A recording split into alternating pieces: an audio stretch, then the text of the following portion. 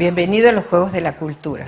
Hoy tenemos como invitado un interesante equipo con el cual hablaremos de la revalorización de la Iglesia de San Francisco, que está en pleno centro, en el corazón, diría, de la ciudad, frente a Plaza Independencia, un valiosísimo monumento histórico que tiene valor arquitectónico, estético, arqueológico.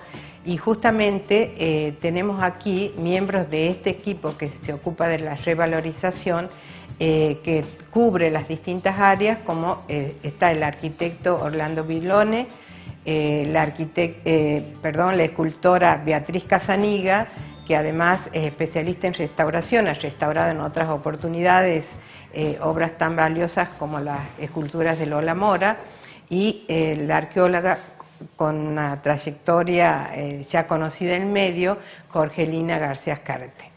Con ellos hablaremos de estos temas, que seguramente no nos alcanzará la entrevista para cubrir todos los aspectos, y al terminar, como siempre, la presentación de libros. Ahora estamos con ellos. Bueno, muchas gracias por venir a contarnos de los trabajos que están realizando. Y como primera pregunta diría, ¿qué cuestiones había en el monumento como para que se empiece en la tarea? Porque lamentablemente no es que nosotros tenemos los monumentos y los mantenemos como corresponden y los valorizamos en vez de estar permanentemente fuera de tiempo tratando de revalorizar aquello que se va perdiendo de alguna manera. Entonces, bueno, todavía pasó mucho tiempo. El conjunto franciscano, tal como lo vemos ahora, entre la iglesia y el convento, lleva 100 años, en la imagen actual. Y las intervenciones que hubo anteriormente fueron muy escasas. Cuando nosotros empezamos con esta etapa, que fue en 2009, trabajamos 2009-2010, bueno, al principio la cuestión era resolver aquellos problemas urgentes.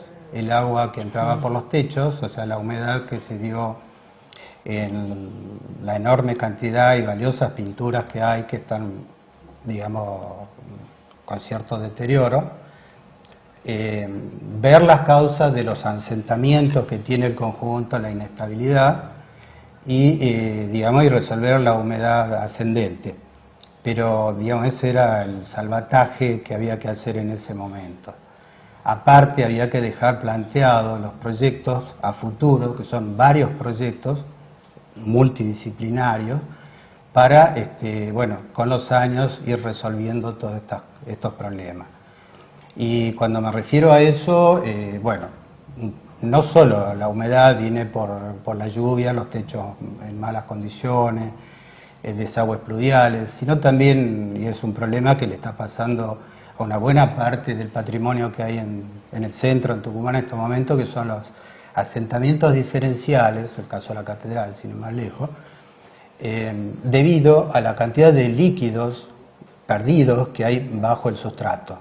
Estos provienen de pluviales rotos, de cloacales rotos. Y además de la calle también, y o de cañerías maestras de la calle. Y de conexiones mal hechas, mal hechas, pero clandestinas. Dentro del edificio, fuera del edificio, fuera de la superficie, digamos, del edificio.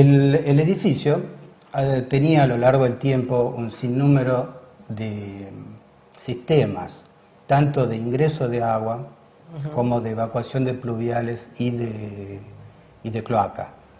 En algunos casos, ahora haciendo los trabajos pertinentes, encontramos cosas que, bueno, que no figuraban en ningún lado.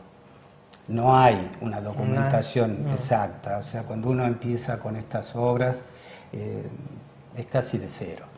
Y ustedes al mismo tiempo van construyendo una documentación, o sea, van haciendo el trabajo. Todo el trabajo que nosotros hacemos, hay un registro, digamos, bastante exacto de lo que se va haciendo, bueno, para que a futuras intervenciones no tengan los mismos conflictos que estamos teniendo nosotros. Ahora, el trabajo que señalas es un trabajo fundamental, porque estás llegando fundamental y fundante, en el sentido de llegar hasta las fundaciones y cubrir en el sentido de los riesgos, de que evitar los riesgos respecto a la estructura, a la cubierta, al sostén, al mismo suelo que lo sostiene.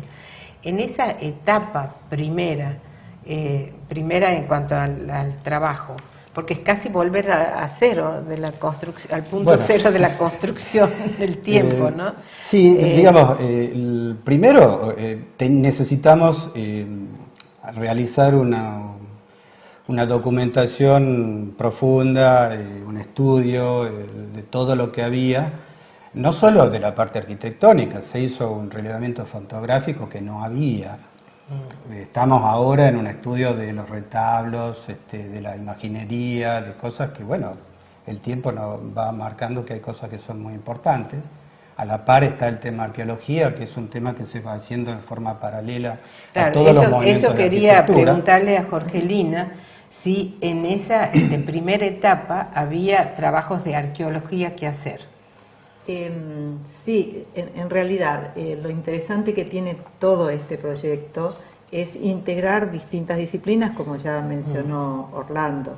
Entonces se aborda el conjunto arquitectónico desde distintas perspectivas. La arqueología en este momento, que es, bueno, arqueología histórica, porque contamos con muchos documentos que hemos tenido la posibilidad de trabajar, por un lado nos permite ir haciendo el seguimiento de obra. Como él comentaba, han tenido que, bueno, cambiar varios desagües, intervenir mucho en la profundidad, y ahí vamos nosotros siguiendo la obra como se va dando. Varios de los hallazgos que provienen de esta etapa tienen que ver con, primero, las obras que ellos están encarando, y ahí vamos nosotros porque los obreros empiezan a comentar, bueno, de ciertos hallazgos de que se han dado con algún sector de piso anterior, y entonces allí vamos nosotros, y la verdad es que la información es riquísima. Creo que no nos alcanza, no nos dan los tiempos como para lograr hacer un trabajo mucho mayor del que estamos haciendo. Pero esto va muy bien acompañado con la documentación histórica que, por un lado, nos han brindado el padre Marcos específicamente, y bueno, y documentos que hemos ido buscando y rastreando en el archivo histórico, en antecedentes de otras investigaciones arqueológicas como las que fueron del año 80. En los hallazgos, ya que citas los hallazgos, las fundaciones que se encontraron, ¿en qué época se encontraron las fundaciones de edificios anteriores? Bueno, yo te diría que San Francisco es de los primeros edificios que se construye en San Miguel una vez que se traslada desde Ibatín a La Toma, que es el nombre que se le daba en ese momento. Funcionaba tal cual en la misma ubicación que había tenido anteriormente